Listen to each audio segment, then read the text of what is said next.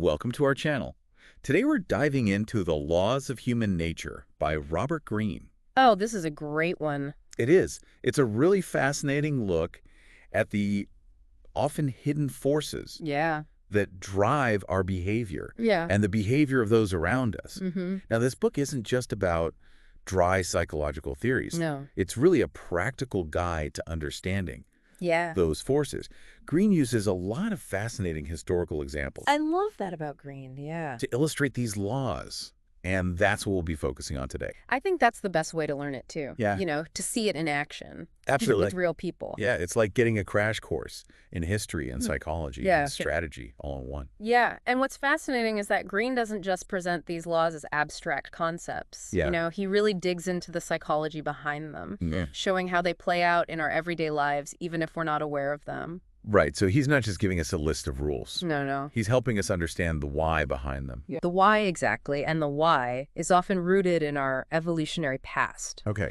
You know, Greene argues that many of our seemingly irrational behaviors actually make perfect sense Right. when we understand the survival mechanisms that shaped our brains over millennia. So much of what we do is kind of like Yeah, of subconscious. out of our control, even if we think we are in control. Right. It's like these programs are running in the background that we're not even aware of. Okay, let's unpack that. Yeah, What's an example of a behavior sure. that might seem irrational on the surface, but actually has a deeper evolutionary explanation? We'll take envy, for example. Okay. It's an emotion we often try to suppress, but Greene argues that it's actually a powerful motivator. Okay. Back in our hunter-gatherer days, envy would have pushed us to compete for resources and status, Right. which were essential for survival and reproduction. So Yeah. it's like built into us to, Yeah. to want what other people have. So envy isn't necessarily a bad thing. It can actually be a source of motivation. It can be, as long as we understand how to channel it effectively.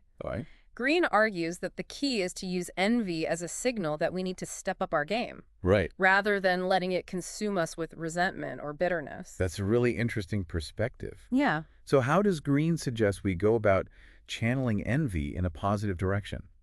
He talks about the importance of focusing on our own strengths and achievements, rather than comparing ourselves to others. Right. It's about finding our own unique path to success and fulfillment, Right. rather than trying to copy someone else's blueprint. That makes sense.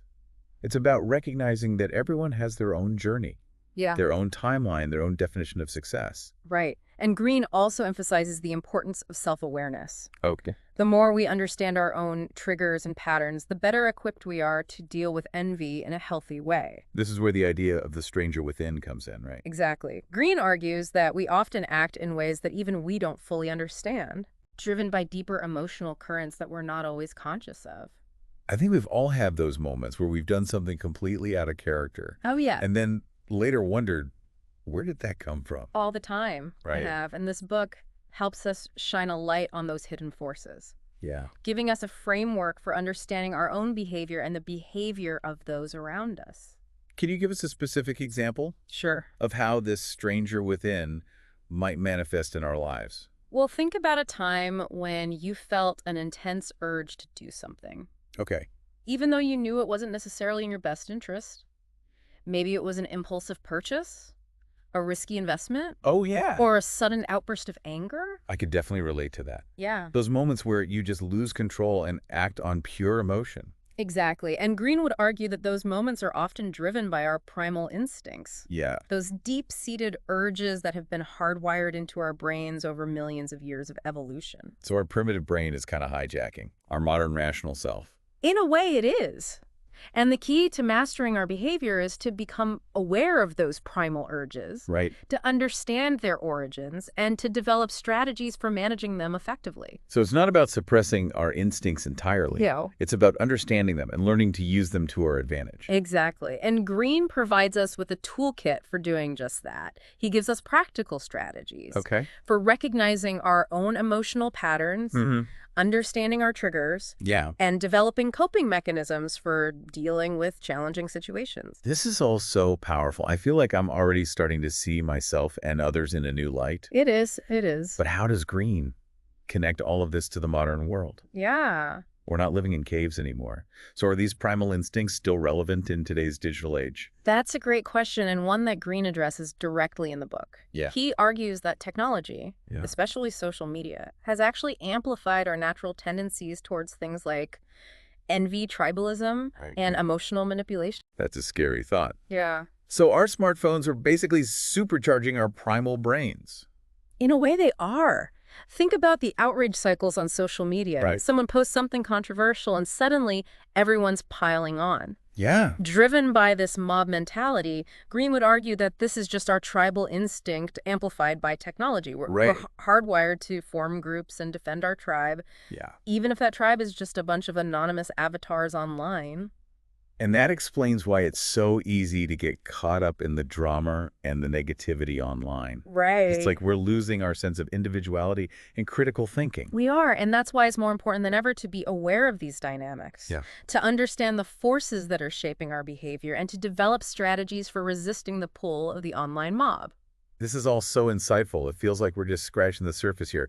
What are some other key takeaways from the book Okay. that you think our listeners should know about?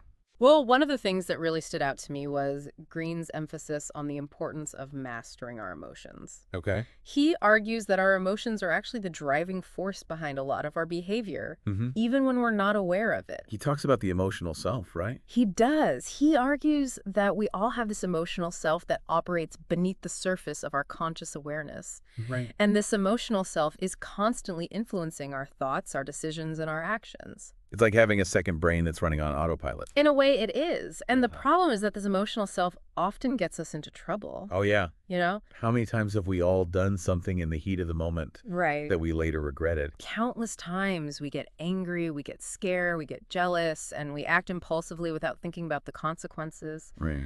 And Greene argues that this is one of the biggest challenges of being human, learning to master our emotions. So it's not about suppressing our emotions. It's about understanding them and using them to our advantage. Exactly. He encourages us to become more aware of our emotional patterns, to understand the triggers that set us off, and to develop strategies for calming ourselves down when we're feeling overwhelmed. So if we know we tend to get angry when we're feeling stressed, we can learn to recognize the early warning signs and take steps to de-escalate the situation before we blow up. Precisely.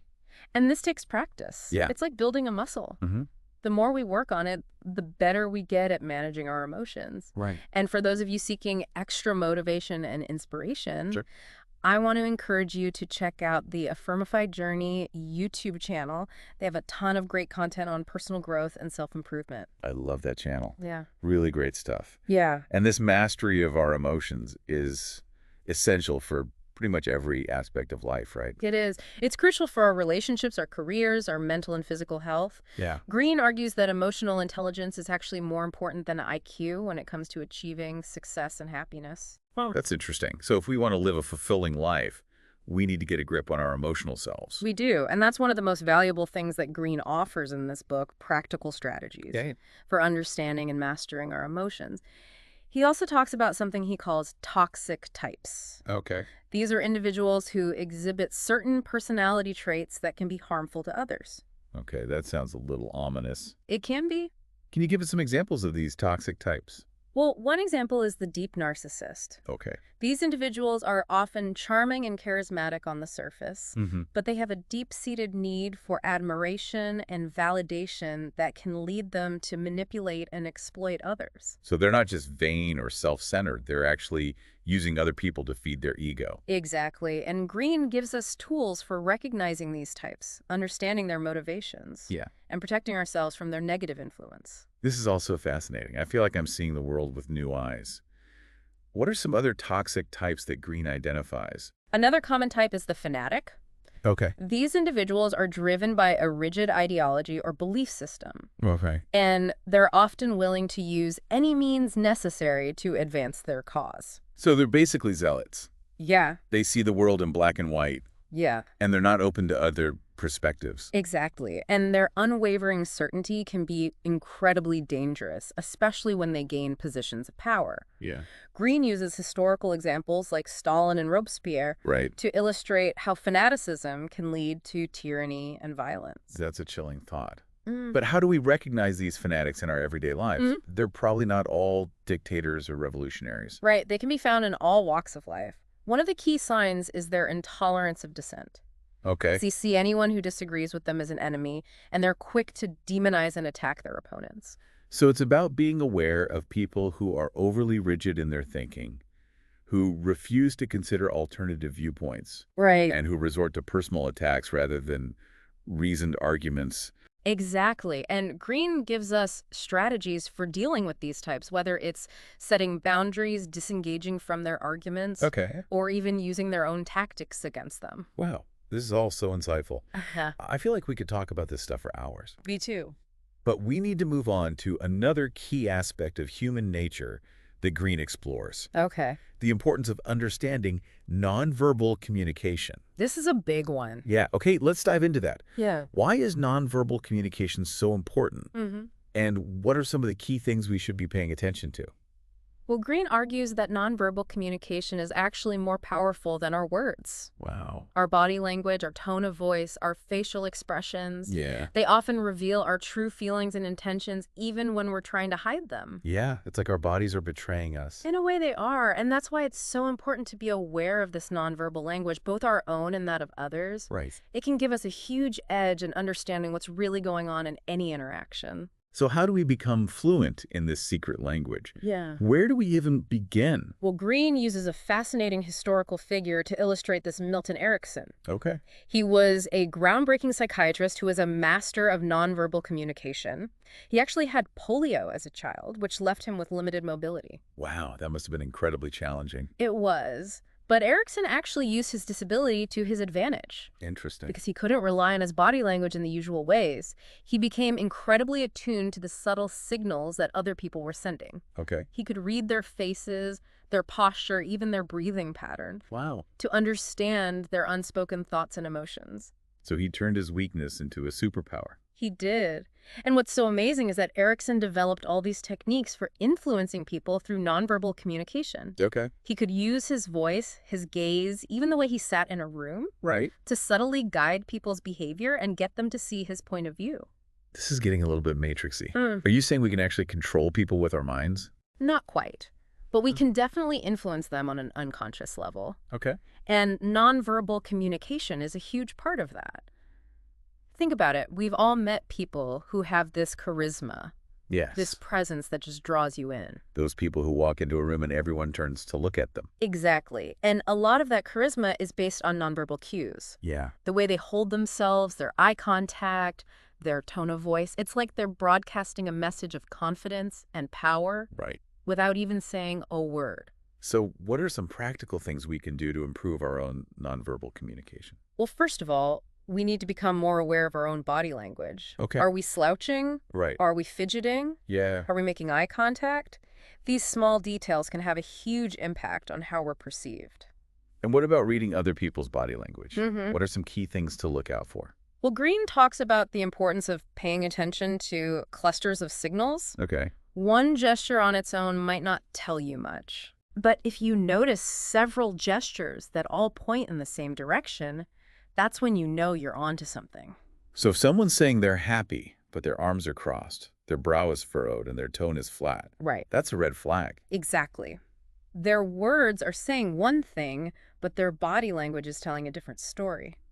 And once we become more attuned to these nonverbal cues, we can actually start to use them to our advantage. Absolutely. For instance, Greene talks about the power of mirroring. Okay. When you subtly mimic someone's posture or tone of voice, it creates a sense of rapport and connection. It's like you're speaking their language. Yeah. Even if it's not a language of words. Exactly. And this can be incredibly effective in building relationships, influencing people, and even diffusing conflict.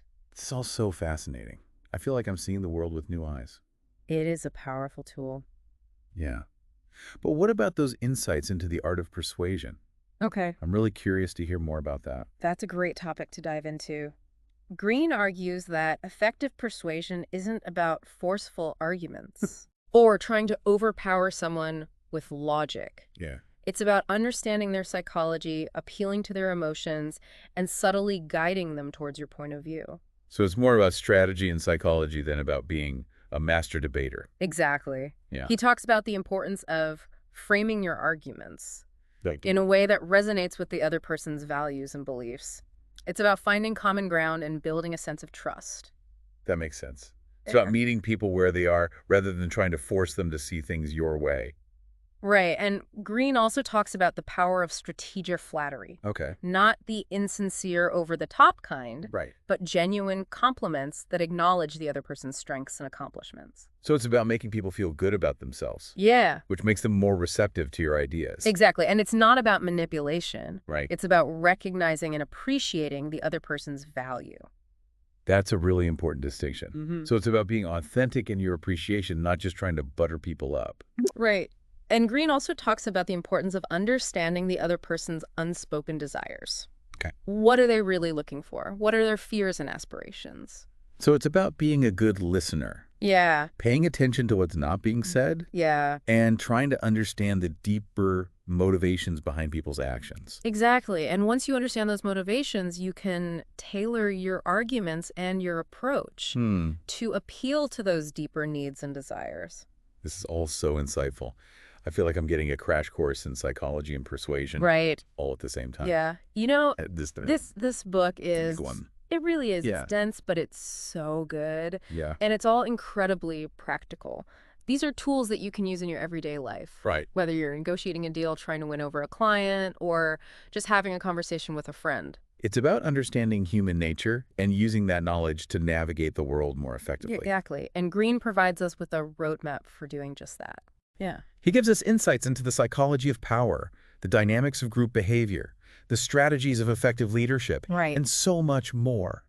I feel like we've barely scratched the surface of this book. We have. There's so much more to explore. But for now, let's just let all of this sink in for a minute. Okay. Okay, so we were talking about... Yeah, some of these really fascinating aspects of human nature. Right. You know, the toxic types. Yeah, the toxic types. The importance of mastering our emotions, the power of nonverbal communication. Yeah, I'm really starting to see the world differently after reading this book. Me too. But Greene doesn't shy away from the more philosophical aspects of human nature. No, he doesn't. Either. One of the themes he explores is our relationship with death. Yeah, this is a big one. Okay, this is definitely getting into deep territory now. It is. Why does Greene bring death into a book about human nature? Seems a bit morbid. Well, it might seem that way at first, but Greene argues that confronting our mortality can actually make us more appreciative of life and less consumed by trivial worries.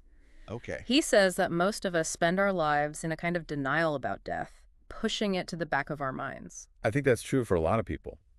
It's like we don't want to think about it because it's too scary. Exactly. But Greene argues that this avoidance actually makes us more anxious. Right. And less able to live fully in the present moment. So by acknowledging it, we can be more present. Yeah.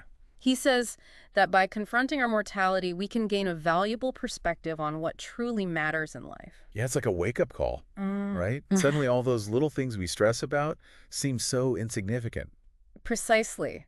Greene argues that this awareness of death can actually be incredibly liberating. Okay. It frees us from the tyranny of petty concerns. Right. And allows us to focus on what's truly important, our relationships, our passions, our contributions to the world. Yeah, I can see how that would be powerful. It's like a shift in perspective, a recalibration of our priorities. It is. And Greene even suggests that this awareness of death can actually make us more courageous. That's counterintuitive.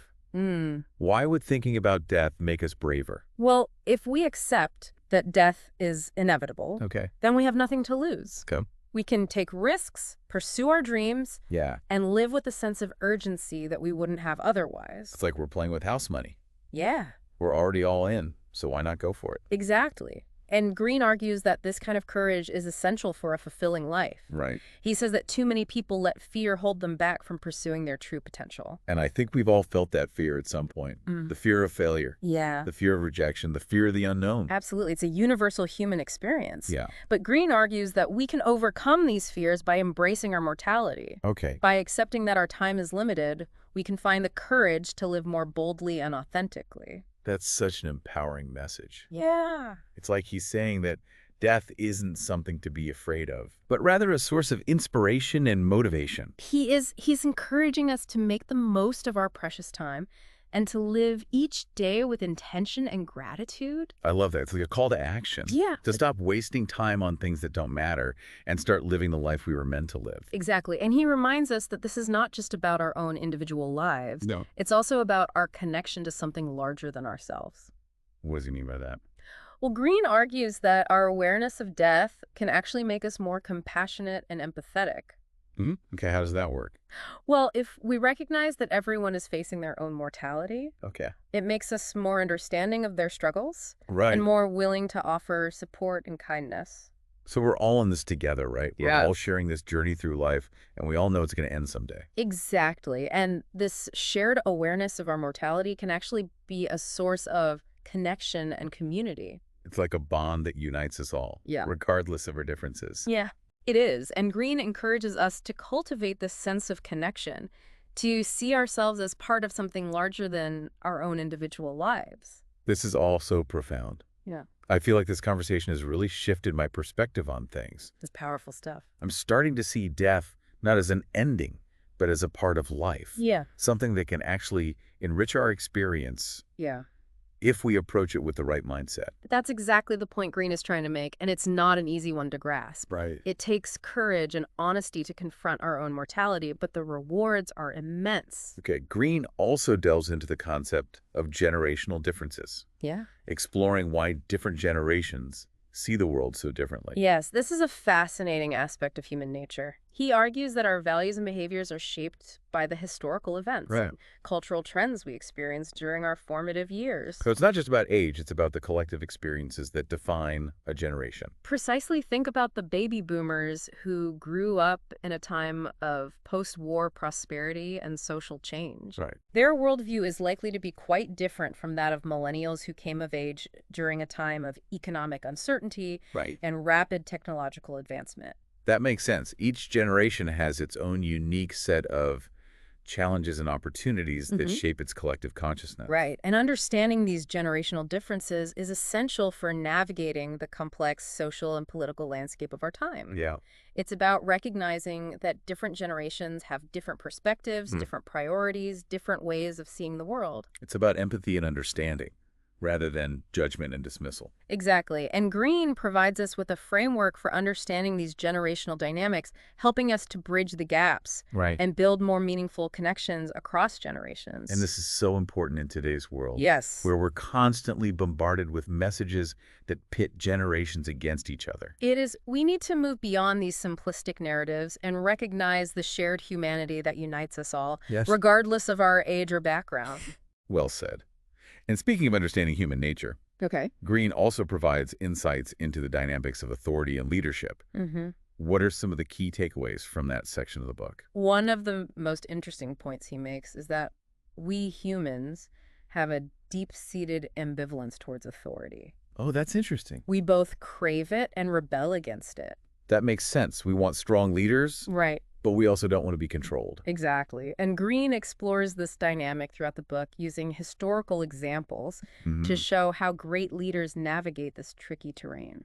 Do you have a favorite example of a leader who mastered the art of authority? Well, Greene talks a lot about Queen Elizabeth I and how she skillfully balanced strength and empathy to rule England for over 40 years. That's fascinating. Tell us more about her. What made her such an effective leader? Well, for one thing, she understood the importance of projecting an image of strength and authority. She knew that in a patriarchal society, she had to overcome people's doubts about a female ruler. So she cultivated this aura of power and decisiveness. Right, but she wasn't just a tyrant. No. She also understood the importance of connecting with her people, showing that she cared about their well-being. She was a master of public relations, using her speeches and appearances to inspire loyalty and trust. So it sounds like she had a really nuanced understanding of human nature. Yes. She knew how to play the game of power, but she also knew how to win people's hearts. Exactly. And she was incredibly strategic in how she used her power. For instance, she surrounded herself with talented advisors. But she always made sure that she was the ultimate decision maker.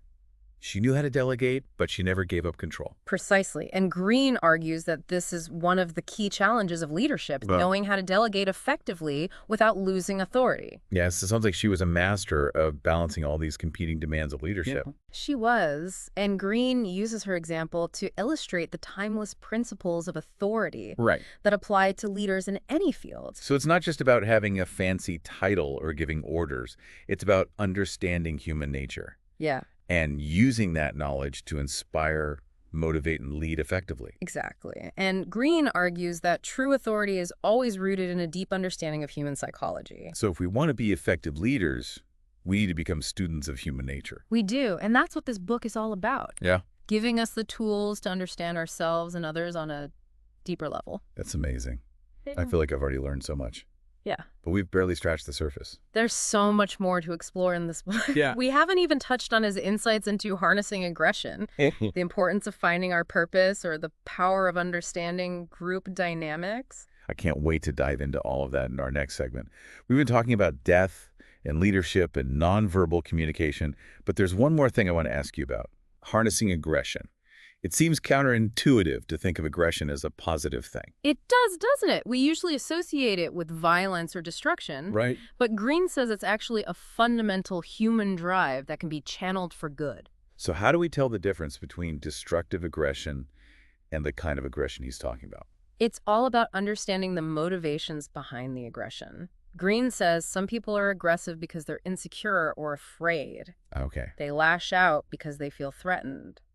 It's a defense mechanism. So they're attacking others to cover up their own weaknesses. Exactly. But then there are people who are aggressive because they're ambitious. Okay. They want to achieve great things, and that kind of aggression can be a force for good. So it's about using that energy in a positive way. Right. Channeling it into something productive instead of letting it turn inward or explode outward.